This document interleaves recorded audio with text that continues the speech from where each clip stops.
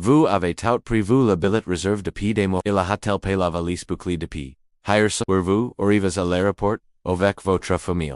Vous vous dirigez vers le comptoir d'enregistrement. Vous tendez votre passeport. Et l'agent livre laisse vers vous et prononce du mats que vous n'aviez pas anticipé embarquement refuse. Pas de retard.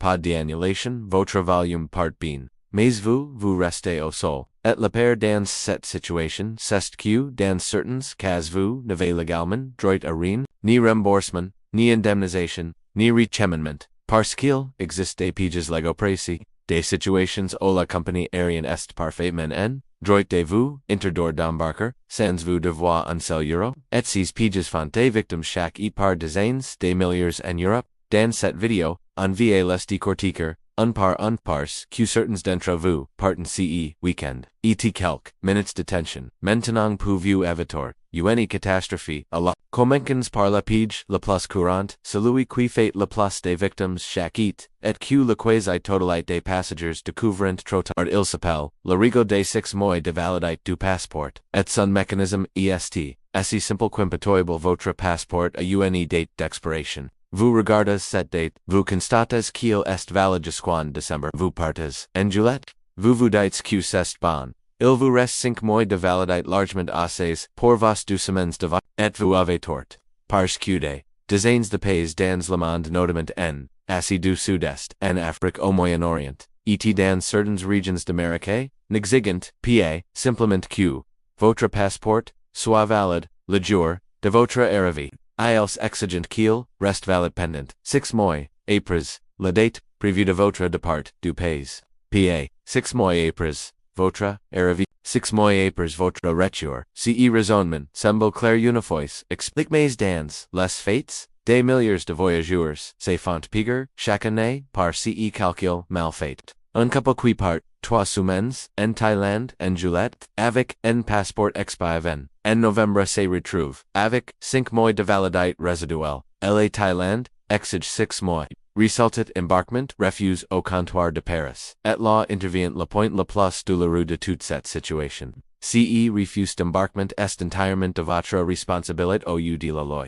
La compagnie aérienne ne vous rembourse pas votre billet. Elle ne vous propose pas de value de remplacement à ces frais. Elle ne vous doit aucune indemnisation au titre du règlement CE 261-2004 parce que vous n'aviez pas les documents de voyage requis. La perte financière est totale. Et elle arrive. Chaque ida des gens qui pensent avoir tout bien prépare voilà la pointe. Qui se prend la place les passagers. Recales dans cette situation. Ce n'est pas l'ambassade du pays de destination ni la police des frontières qui bloque la départ. Mais la compagnie aérienne elle-même, avant même la et la logique derrière, ce comportement, est purement financier.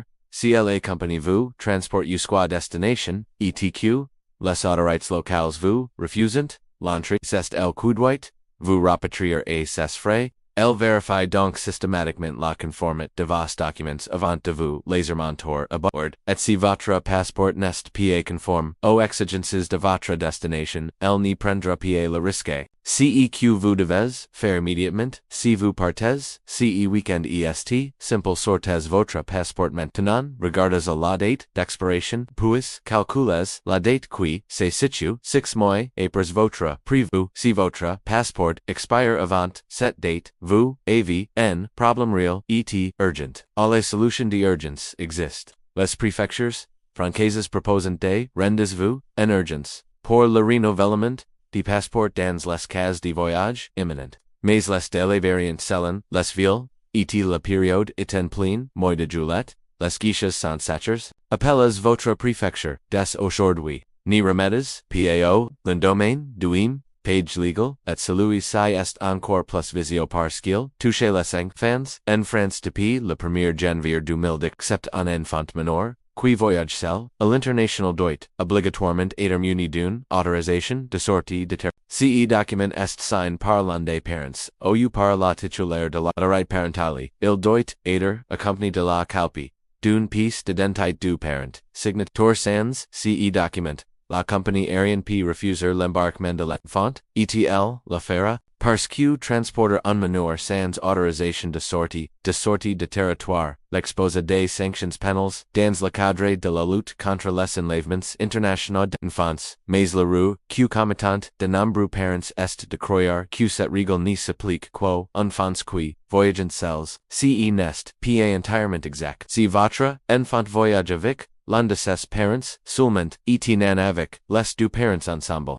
La situation peut varier selon les compagnies et les destinations. Certains pays et certaines compagnies peuvent exiger une preuve que l'autre parent ait consenti au voyage. Vérifiez les règles spécifiques de votre compagnie et de votre pays de destination avant de partir. Et si vous voyagez avec votre enfant sans l'autre parent, ayez sur vous une lettre de consentement signée, même si personne ne vous la demande. Si quelqu'un vous la demande, et que vous ne l'avez pas, vous ne négociez plus. Vous êtes au sol. Troisième piège légal, la non-concordance entre le nom sur le billet et le nom sur le document, d'identité cas évident comme qui, mais en pratique, les erreurs de frappe lors de la réservation, sont extrêmement fréquentes. Un prénom avec une lettre manquante, un nom de famille avec un terre omis. Une inversion entre le nom et le prénom. La réglementation impose aux agents de contrôle de vérifier la concordance exacte entre l'identité figurante sur les papiers d'identité et celle figurante sur la carte d'identité. Et si les données correspondantes pas exactement,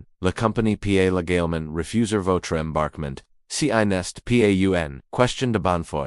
C'est une question de conformité. Vérifiez votre billettement. Comparez chaque lettre de votre nom et de votre prénom avec votre passeport ou votre carte d'identité. Si vous constatez une erreur, contactez immédiatement votre compagnie pour la corriger. La plupart des compagnies acceptent des corrections mineurs, mais elles peuvent facturer ce service et certains imposent un délai minimum avant l'événement pour effectuer la modification. Quatrième piège et celle usca, est la celle o la loi est entièrement de votre quitte. Le Surbooking est une pratique commerciale légale qui consiste pour une compagnie aérienne à vendre plus de billets qu'il n'y a de sièges dans l'avion.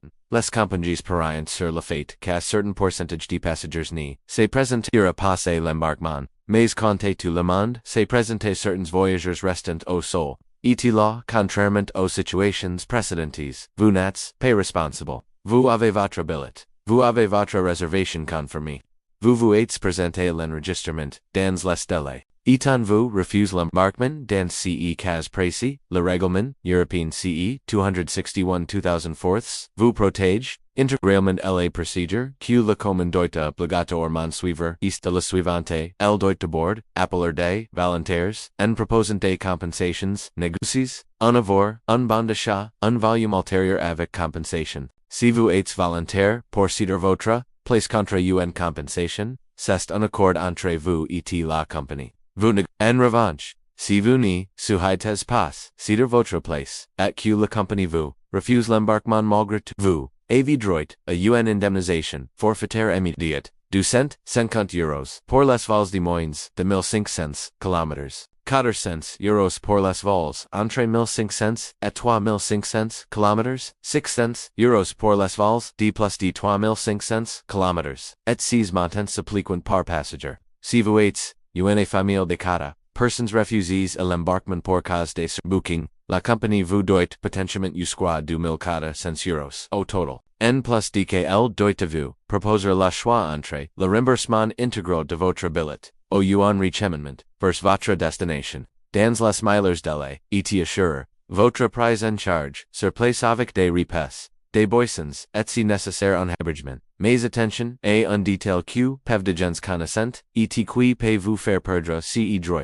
Pour bénéficier de l'indemnisation en cas de Surbooking, vous devez, vous être, présenter à l'enregistrement, dans les délais imposés par la compagnie. En général, au plus tard, 45 minutes avant l'heure de départ, pour les vols règles. Si vous arrivez en retard au comptoir, et que votre siège est dans et quelqu'un d'autre, vous perdez votre droit à indemnisation. La compagnie n'est plus en faute. Vous l'êtes 5 point crucial que vous devez connaître avant de partir ce week-end. Depuis le 7 février 2026, Si vous sabichez un refus d'embarquement pour Surbooking etc la compagnie refuse de vous indemniser, vous ne pouvez plus aller directement devant le tribunal. Vous devez d'abord passer obligatoirement par une médiation préalable auprès du médiatorisme et voyage. L'absence de cette étape peut rendre votre demande judiciaire irrécevable. Cette procédure est LST disponible sur le site MTV Travel et selon les statistiques de l'organisme. Plus de 90% des dossiers aboutissent à un accord amiable sans avoir jusqu'au tribunal. Récapitulons donc les pièges légaux que vous devez vérifier avant de partir ce week-end. Premier piège, votre passeport doit rester valide 6 mois après votre retour pour de nombreuses destinations à espace Schengen. Vérifiez maintenant. Deuxième piège, si votre enfant mineur voyage seul avec un seul parent. Vérifiez les règles d'autorisation de sortie de territoire applicables. Troisième piège, le moindre écart entre le nom sur votre billet et le nom sur vos papiers peut justifier un refus d'embarquement légal. Vérifiez chaque lettre. Quatrième situation, si vous êtes victime de Surbooking, sans l'avoir voulu, la loi est entièrement de votre quitte, jusqu'à 600 euros par passager. N'acceptes rien, sans connaître vos droits, et 5.2, réclamation, NKS, de refus, d'embarquement imputable, et la compagnie pas désormais, obligatoirement, par le médiateur, tourisme et voyage avant, to recours judiciaire, le droit du transport aérien est précis, il est technique. Et il distingue, très clairement, les situations où c'est votre responsabilité, de celles où c'est, celle de la compagnie. Connaître cette distinction, avant d'arriver à la rapport, c'est exactement la différence entre repartir chez vous les mains vides, et repartir, avec, jusqu'à 600 euros en poche, abonnez-vous, à cette chaîne maintenant, parce que chaque semaine, c'est exactement, ce genre d'analyse que nous publions des lois concrètes expliquées en langage clair qui changent directement votre vie et votre porte-monnaie. Partagez cette vidéo immédiatement autour de vous, parce que quelqu'un dans votre entourage part payer ce week-end avec un passeport qui expire dans 5 mois et une destination qui exige 6. Et dites-moi en commentaire, lequel de ces 5 pages vous est la plus surprise. G list out.